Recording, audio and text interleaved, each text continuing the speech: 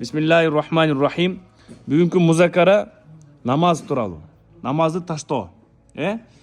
Карагыла, шайтан бизге намазды таштоону кичинекей бир чымындай эле кылып көрсөтүп коет да.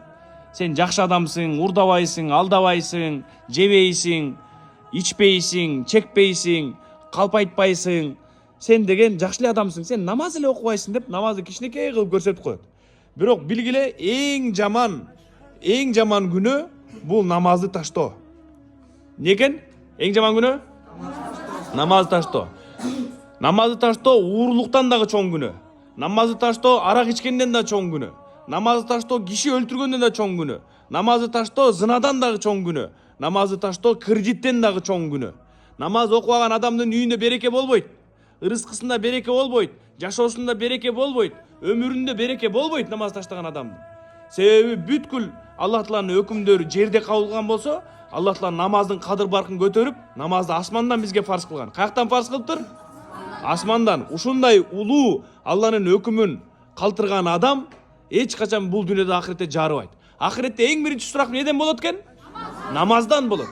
Аллах Таала намаздан сурабайт, башка сурак бербейт. Эң биринчи намаздан сурайсың. Аллах Таала эң биринчи намаздан сурайт. Ошон үчүн биз бүгүн ойлоп атабыз, мен жакшы адаммын. Бирок намаз окубасаң, кандай сен жакшы адамсың?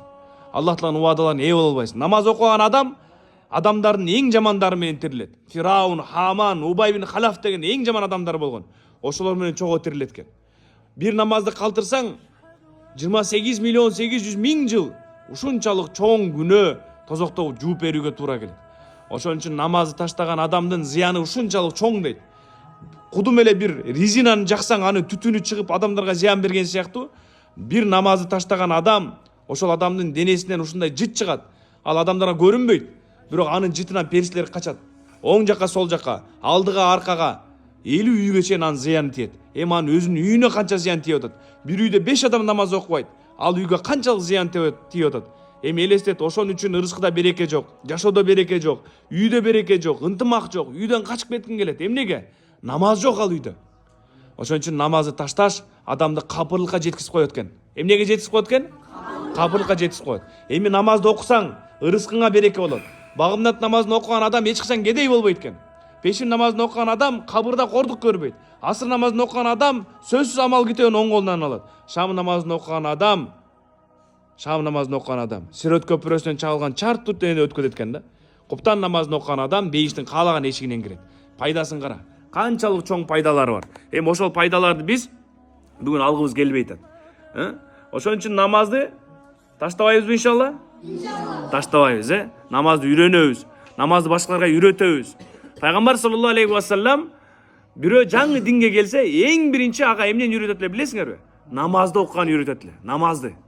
Ошон үчүн пайгамбарыбыз өтүп баратканда дагы, акыркы демдерине өлүп атканда дагы адамдарга кайрылган эмне деп кайрылган билесиңерби? Намаз депкен. Намаз деген. Ошон үчүн намазды оюнчук кылбайлы. Намазга суз мамиле кылбайлы. Бүгүн жашообузда окшошпой жаткан нерсенин бардыгы, бүгүн бактысыз болуп атканыбызды, кыйналып атканыбыздын бардыгы намазды таштап койгон себептен.